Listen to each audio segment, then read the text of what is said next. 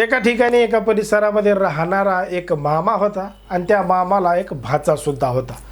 मग मामाचं आणि भाच्याचं नातं कशा पद्धतीनं असतं, काय असतं हे मला तुम्हाला वेगळं सांगायची गरज नाही। त्याच पद्धतीनं नातं या मामाचं आणि भाच्याचं होतं। दोघं जण एकमेकांसोबत चांगल्या पद्धतीनं राहत होते, वेगवेगळ्या ठिकाणी फिरायला जात होते, सगळं काही मनमोकळेपणानं करत होते, जणू काय हे दोघं जण एकमेकांचे मित्रच आहेत। पण मात्र अशा पद्धतीनं राहत असताना तो जो मामा आहे त्या मामाला एक दुसरी महिला मोठ्या प्रमाणात आवडली होती आणि त्या मामाचं विवाहबाह्य संबंध म्हणजे लग्नानंतरचं लफडं दुसऱ्याच एका महिलेसोबत सुरू झालं होतं। मग मामाचं दुसऱ्या महिलेसोबत लफडं सुरू झालंय याची माहिती जेव्हा भाच्याला समजली होती तेव्हा त्याची सुद्धा इच्छा त्या महिलेकडं आकर्षित झाली होती। मग जेव्हा मामा नसायचा तेव्हा भाचा त्या महिलेला भेटायचा आणि जेव्हा भाचा भेटायचा तेव्हा तो मामासुद्धा भेटायचा। अशा पद्धतीचा प्रकार मामा आणि भाच्यामध्ये सुरू होता।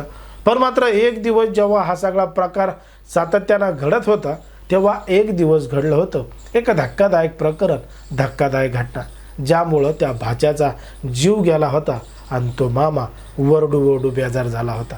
नेमकं काय आहे संपूर्ण प्रकरण, कुठं घडली ही घटना हे आपलं अगदी सविस्तरपणे बघायचं आहे। पण जर तुम्ही अजूनही आपलं चॅनल सबस्क्राईब केलं नसाल तर लगेचच करून घ्या आणि बाजूला असणाऱ्या बेल नोटिफिकेशनला सुद्धा ऑन करायला विसरू नका।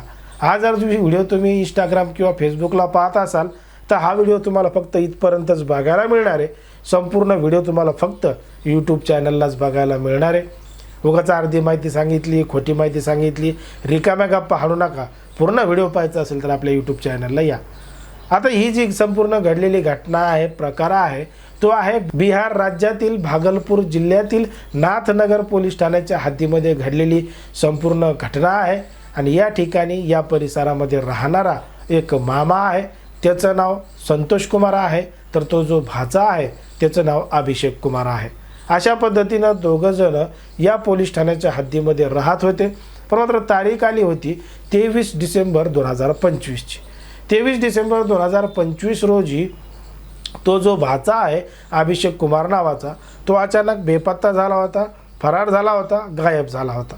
तो नेमका कुठं गेला, काय गेला याची त्याच्या घरच्यांना काही कल्पना नव्हती आणि तो नेहमी ज्या मामासोबत राहत होता त्याच्यासोबत सुद्धा तो नव्हता, म्हणून तो सुद्धा घाबरलेला होता, परेशान होता।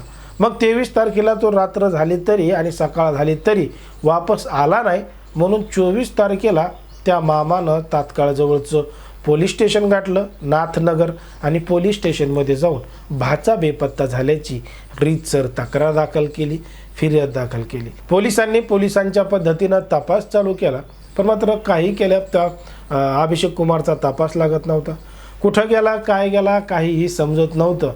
तर इकडं तो मामा, त्याचे नातेवाईक सगळेच रडू परेशान होते, वेगवेगळ्या लोकांना विचारत होते कुठं दिसला का, कुठं दिसला का, कुठं भेटला का, अशा पद्धतीनं चौकशा करत होते। पण मात्र काही केल्या त्या अभिषेक कुमारचा तपास लागत नव्हता। बघता बघता दिवसामागे दिवस जात होते। एक दिवस तो जो परिसर आहे त्या परिसरामध्ये एका ठिकाणी एका परिसरामध्ये एक मृतदेह आढळला। पण मात्र मृतदेह आढळल्यानंतर त्या ठिकाणी त्या मृतदेहाला शरीर म्हणजे धडच नव्हतं, मुंडकच नव्हतं, फक्त धडच त्या ठिकाणी आढळलेलं होतं। मग ते नेमकं कोणाचं आहे, काय आहे याचा जेव्हा पोलिसांनी तपास चालू केला, आजूबाजूचं कोणी बेपत्ता आहे का, काय आहे का याची चौकशी केली, तेव्हा अभिषेक कुमारसुद्धा बेपत्ता असल्याची माहिती पोलिसांना मिळाली। पोलिसांनी त्यांच्या घरच्यांना त्या मृतदेहाची ओळख पटवायला सांगितले, जे काही सॅम्पल घेतले, टेस्ट केल्या, तेव्हा समजलं की ते मृतदेह ते अभिषेक कुमारचाच आहे।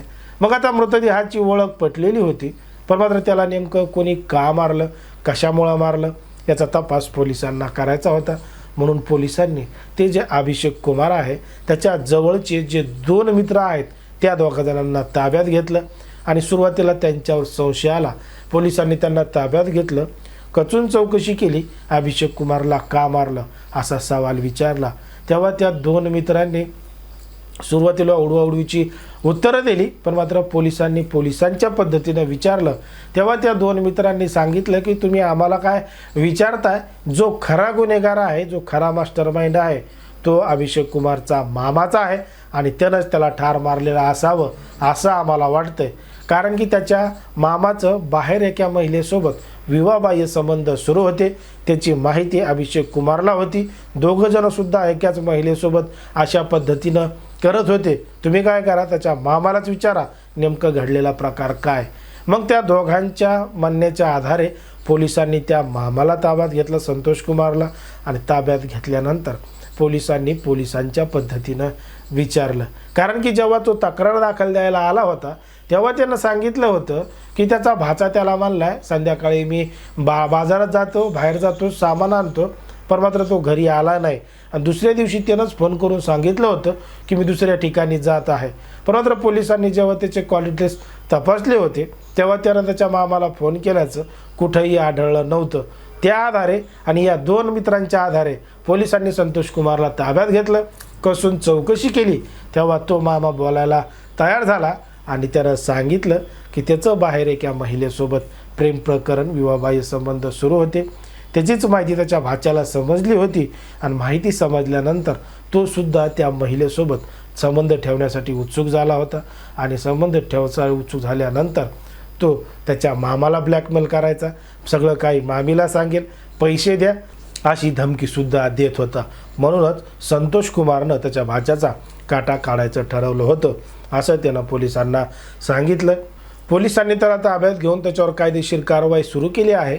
परंतु सध्या समाजामध्ये, देशामध्ये, राज्यामध्ये कशा पद्धतीच्या घटना घडतात हे तुम्हाला या संपूर्ण प्रकरणावरून लक्षात आलेलं असेल. आता ज्या पद्धतीने हा सगळा प्रकार घडला आहे त्याच्यावर तुम्हाला काय वाटतं हे अगदी स्पष्टपणे कमेंटमध्ये सांगा. कारण की कोणाच्याही भावना दुखवणं, कोणाचंही मन दुखवणं हा आपला उद्देश नाही. समाजामध्ये जे दिसतंय, मीडियामध्ये जे दिसतंय तेच सांगायचं काम या ठिकाणी करत असतो.